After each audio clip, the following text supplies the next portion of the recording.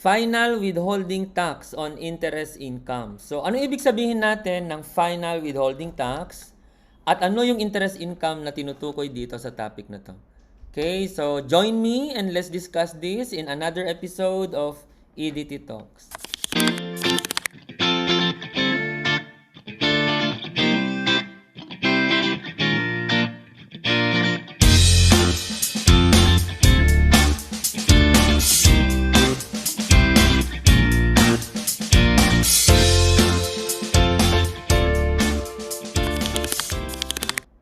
Hi guys! If you are new to my channel, I'm Mr. Enrico D. Tabag. Our channel, EDT Talks, is dedicated to simplify and make topics under taxation easier to understand. So, our topic for today is pertaining to the passive income subject to final withholding tax under the tax code. So, if you can remember, a week ago, we already discussed the first 4 videos under our first lecture series on income tax on corporations. So, continuation ito ng income tax on corporations. Ang topic naman natin sa series na to ay pertaining to the passive income subject to final withholding tax. So, para ma-simplify yung income tax, we need to classify the income first. Regardless of the classification of the taxpayer, yan man ay individual, corporation, partnership, co-ownership, etc. For taxation purposes, 3 lang ang classification ng income. Okay? Yung 1 is ordinary income, pangalawa is passive income, the other one is capital gain. We need to classify them kasi yung tax na mag-a-apply sa income will depend on the classification of the income. So, halimbawa, kung ordinary income yan, ang tax niyan ay corporate tax, regular corporate income tax, basic tax kumbaga. Sir, ano ba ibig sabihin ng ordinary income? O from the term itself, ordinary income. Yan yung regular income na nade-derive mo if you are engaged in business. Halimbawa, if you are engaged in selling books, o edi ang ordinary income mo ay yung benta mo sa pagbebenta ng books. Kung ang negosyo mo naman ay, for instance, provider of service, meron kang accounting office, o edi yung mga professional fees mo sa mga clients mo will be considered as your ordinary income. Kung nagpaparenta ka, o edi syempre ang ordinary income mo, rental income. At yung mga ordinary income na yon, ang tax nun ay yung basic tax na tinatawag. Dahil nasa corporation tayo na topic, ang basic tax ng isang corporation ay tinatawag na regular corporate income tax. Diniscuss na natin yan sa unang lecture series natin. Sa unang lecture series natin, nag-discuss tayo ng RCIT and MCIT. Another technique on how to determine ordinary income is, i-check mo, kasama ba yan sa passive income na subject sa FWT? Sir, hindi. Kasama ba yan sa capital gains na subject sa capital gains tax? Halimbawa, ang sagot mo ay, sir, hindi rin. O edi kung hindi siya capital gains tax, hindi rin siya subject sa passive income. Okay? So therefore, in that case, ang tawag mo dyan ay ordinary income. Parang cuts all provision siya. Yan ba ay passive income? Hindi, sir. Capital gain ba yan na subject sa capital gains tax? Hindi, sir. Therefore, that income is ordinary income. At kung ordinary income yon, ang tax nun ay RCIT. However, kung pasok siya sa passive income, for corporations, 3 lang ang passive income mo eh. Interest income, yan yung topic natin ngayon. Okay? We have royalty, and we have dividend income. Okay? So, all of this must be derived in the Philippines para maklasify mo siya na passive income. From the term passive, you pertain to income na hindi naman nangangailangan ng active participation on your part and yet you will earn it. Halimbawa, si Sir Tabag nyo may libro. So, dahil may libro, halimbawa, natutulog lang naman si Sir Tabag pero may natanggap siyang royalty galing sa publisher. O royalty income.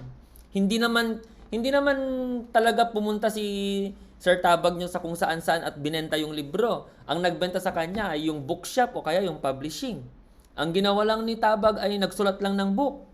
Okay, and then that's it na. However, nag-earn siya ng royalty every year. So the royalty income is a passive income. It's an income na hindi nagre-require ng active participation on your part. Sir, si Pedro may extra pera siya. Dineposit niya sa bank. Kahit na bank yun, sir, kahit sabihin natin maliit yung rate, sa laki ng pera niya, malaki na rin ang interest income kung tutuusin. Ano lang ginawa ni Pedro? Naglagak lang siya ng pera sa bank. And then, it's earning income already without active participation on the part of Pedro. Pwede nga matulog lang si Pedro, yung gigising, tapos maningil na ng interest income. Okay? Ang tawag mo doon, passive income. Okay? So, ang passive income sa corporation ay tatlo lang. Interest income, royalty, dividend. So, if the income is not interest income, is not royalty, is not dividend, it may be an ordinary income. Therefore, subject sa basic income tax. However, hindi lang yan yung basihan mo. Meron ka pang capital gains.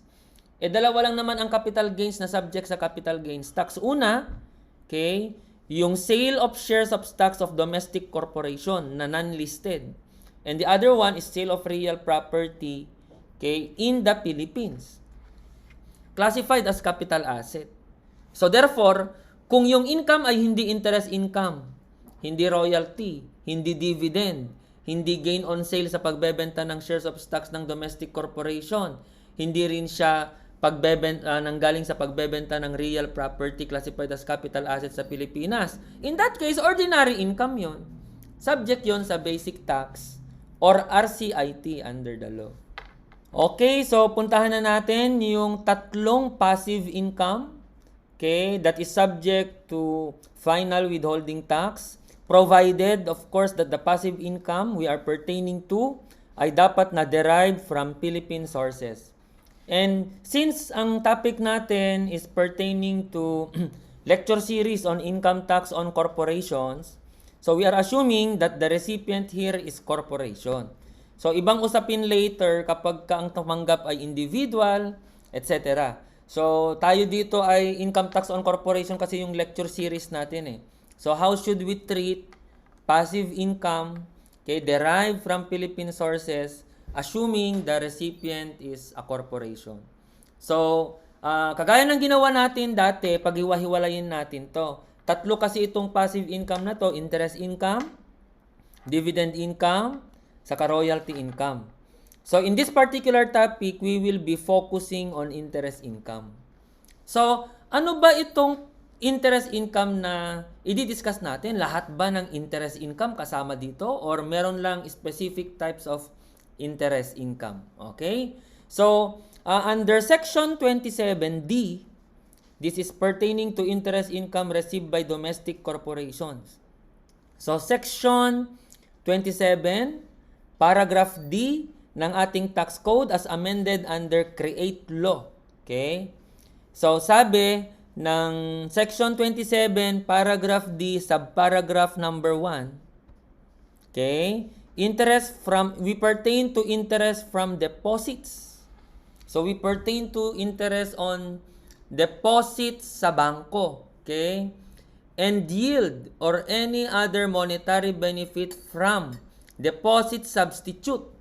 So, we must pertain to interest income on bank deposit or interest income from deposit substitute or interest income from trust fund, interest income from other similar arrangements. Okay, so ulitin ko ha, hindi ito lahat ng interest income. Alam mo sir, nagbebenta ako ng mga grocery items. Si Pedro, kaibigan ko kasi yon, bumili sa akin ng grocery items, kaso sabi niya, utang daw. Sabi ko naman, sige, pero interesan kita. So, nag-earn ako ng interest income sa kanya, sir. Iba to. Kasi ang pinag-usapan natin dito ay interest income sa bank deposit mo. Interest income sa deposit substitute mo. Interest income sa trust fund mo. interest income from other similar arrangement. So, ibang usapin yung diniscuss mo kanina. Okay? Ordinary income yun. Basic tax yun.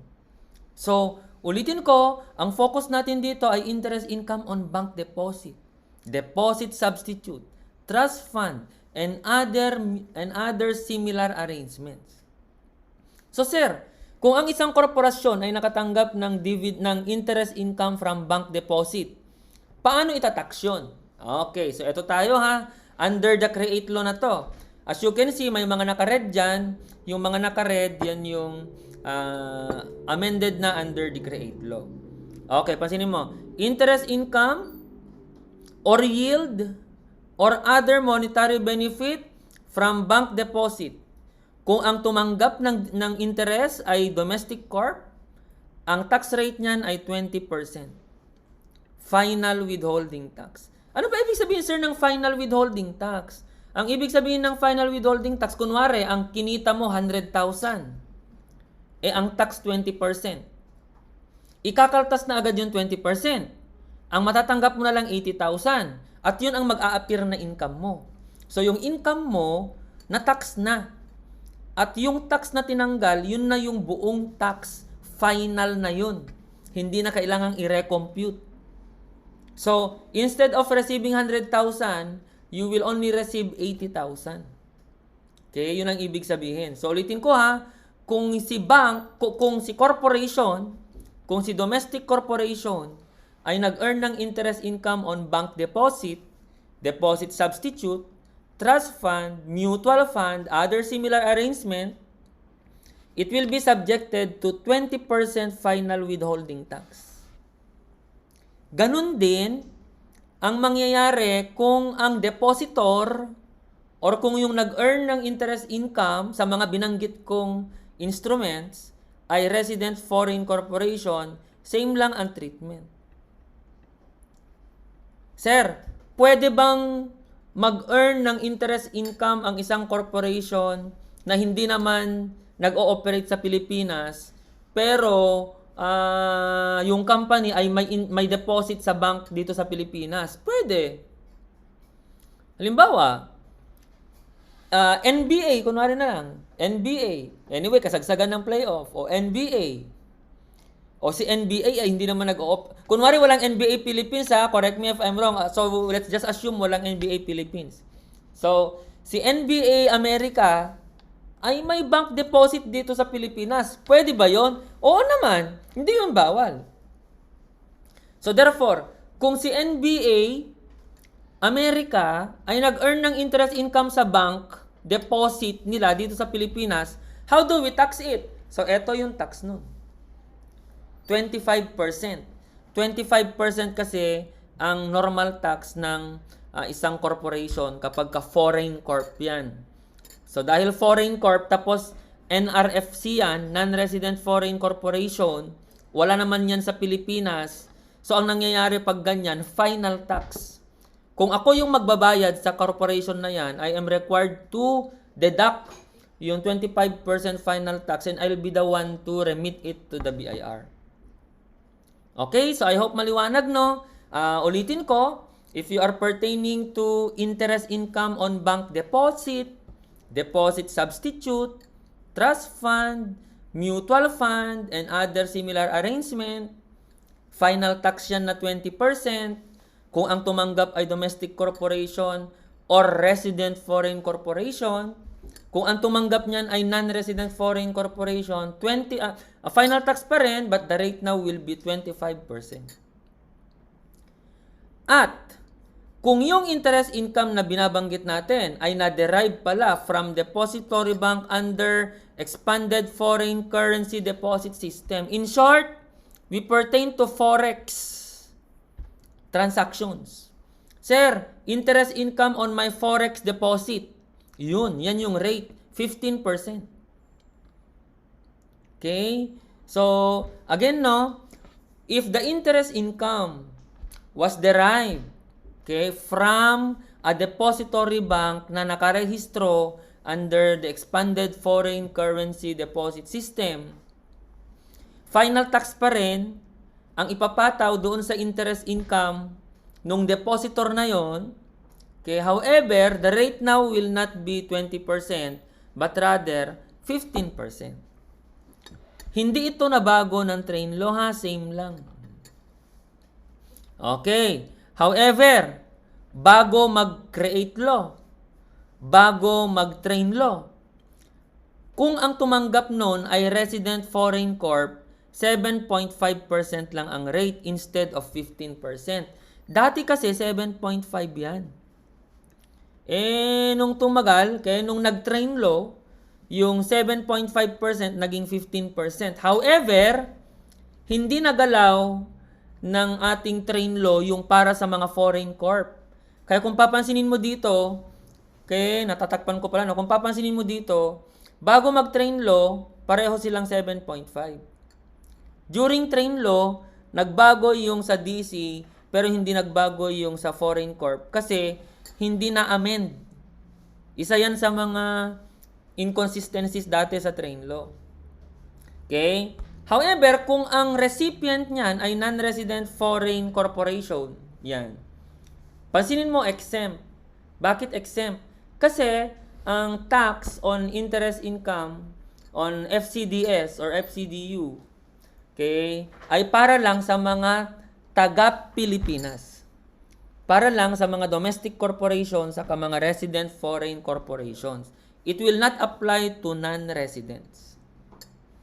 Ngayon, sa create law, na-realize ng mga mambabatas natin na hindi nga naman akma kung ang tumanggap ay domestic corporation, 15%. Kung ang tumanggap ay foreign corp na RFC, 7.5%.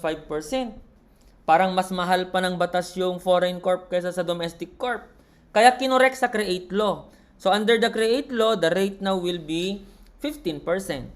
Okay? And again, it will not apply to NRFC kasi the tax on interest income on foreign currency deposit will apply only to resident taxpayer.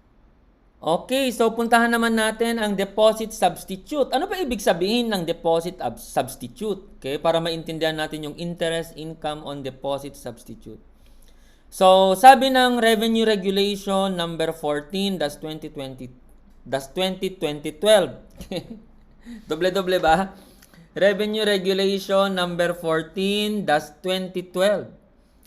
Defines deposit substitute as an alternative form of obtaining funds from the public other than deposit, okay, through the issuance, endorsement, or acceptance of debt instrument.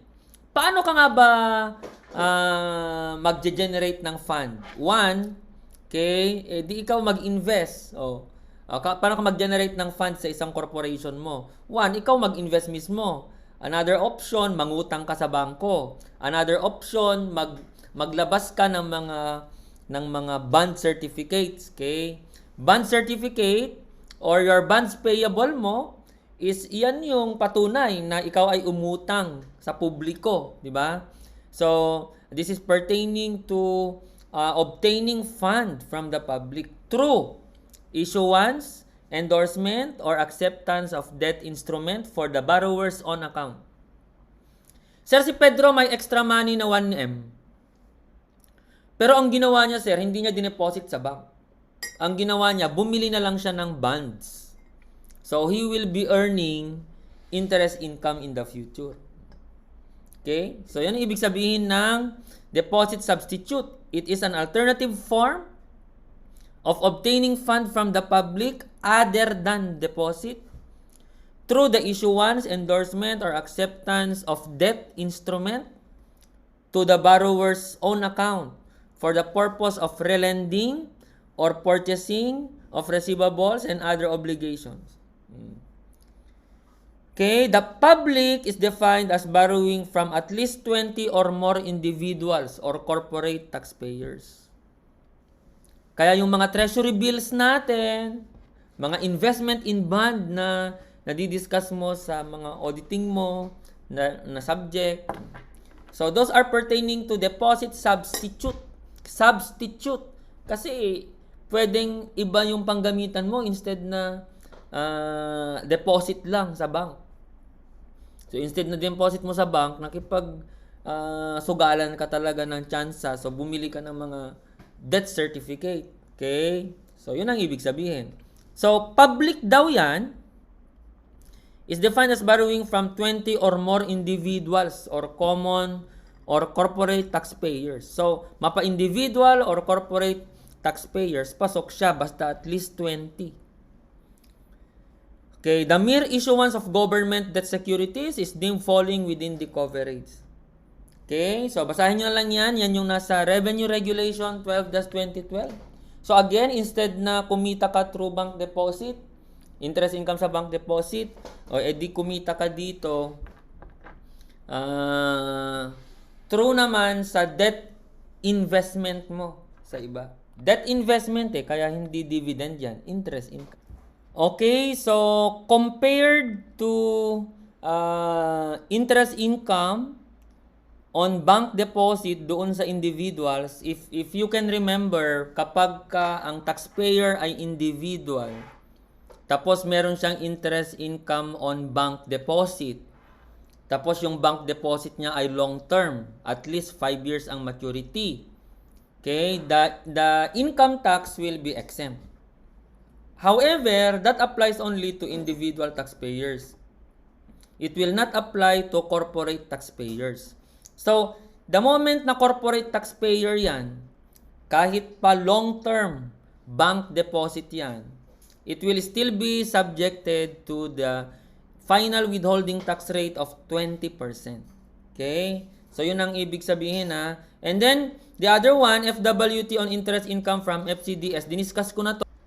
Final withholding tax on interest income under FCDS deposit, mga forex deposit, will be applicable only or will be imposed only on resident taxpayers. So pagdating sa mga non-resident taxpayers, that will be exempt. Okay? So itong iba ay codal provision na. So meaning to say, saan mo mahahanap sa tax code?